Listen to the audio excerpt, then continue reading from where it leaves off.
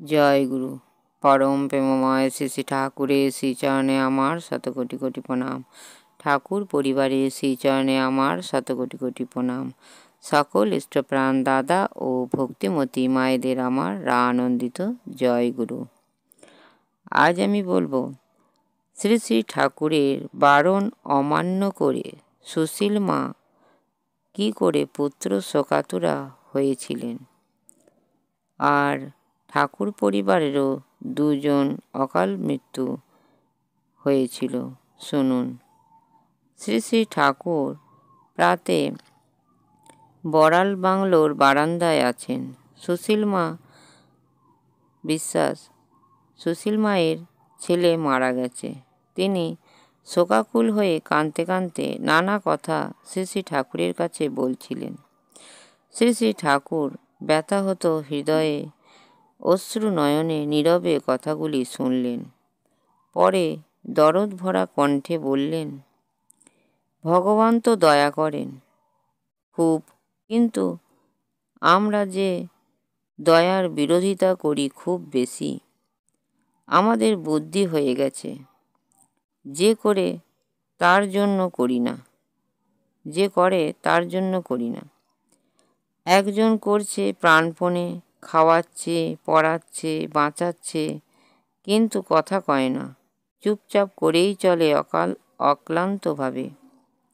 আমরাও তাই তার দিকে তাকাই না, অন্য জিনিস নিয়ে মুগ্ধ হয়ে থাকি। কামকাঞ্চন, মান, যশ, কত কিছুর পেছনে পেছনে ঘুরি। তার পানে আকৃষ্ট হই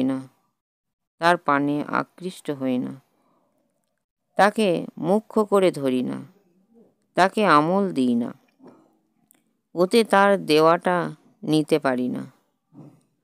কিন্তু তাও তো সে দেখে, কোনো অবস্থায় ত্যাগ করে না, পেছনে পেছনে থাকে। ছেলে ঘুরে বেড়াতো, হয়তো এখনও সে ঘুরে বেড়ায়। সুশীল মা বললেন, বুঝতে পারি না। শ্রী শ্রী ঠাকুর বললেন, হয়তো কিছুটা বুঝতেও পারিস, দেখতেও পারিস, কিন্তু মন ভরে না। আমি ঘুরিয়ে ফিরিয়ে কত রকমে বললাম, ছেলেকে এখান থেকে নিস না, কিন্তু তুই বুঝলি না। তাকে পূরণ করা সুখ নিয়ে মেতে রইলি। আমার কথাটা তলিয়ে গেল। তখন বেশি কওয়ার ভরসা হয়নি, কারণ কথা না শোনার দরুন হয়তো তোদের আরও খারাপ হতে পারত। কিন্তু আমি সন্দেহ সংকুল মন নিয়ে কাল কাটাতে লাগলাম। জানতাম দুর্দৈব আছে কপালে। আলোচনা প্রসঙ্গ পঞ্চদশ খণ্ড 21/11/1948 খ্রিস্টাব্দ। আসন্ন অবশ্য সম্ভাবী বিপদ সম্পর্কে সম্পূর্ণ অবহিত থেকেও নিজের একান্ত অনিচ্ছা সত্ত্বেও শ্বশুরালয়ের বাধ্যবাধকতায় নিজ পরিবারের প্রতি আদরের সদস্যদের কেমন করে অকাল মৃত্যুর সম্মুখীন হতে হয়েছিল, তা এখানে শ্রী শ্রী ঠাকুর উল্লেখ করেছেন। সাধনাকে জ্যেষ্ঠ কন্যা সেইবার শ্বশুরবাড়ি পাঠাবার ইচ্ছা আমার ছিল না। পরিণাম কি হতে পারে বুঝতাম, কিন্তু অবস্থা এমন দাঁড়ালো যে পাঠানো লাগলো। ভেলকুর ভ্রাতুষ্পুত্র, মাকেও বারণ করলাম ভেলকুকে তখন শ্বশুরবাড়ি পাঠাতে, কিন্তু ভেলকুর মা মেয়েকে শ্বশুরবাড়ি পাঠানোর সে কি ঝোঁক, আমার কথা কানেই তোলে না। আমাকে বারবার বলতে লাগলে, প্রীতিবাধকতায় না শুনে পারি না। কি করব, আমি যে নিরুপায়। অনেক দূর ভেবে আমাকে চলতে হয়। প্রত্যেকের বেলায় এমনই রকম দাঁড়ায়। কি করব, আমার হাত নেই।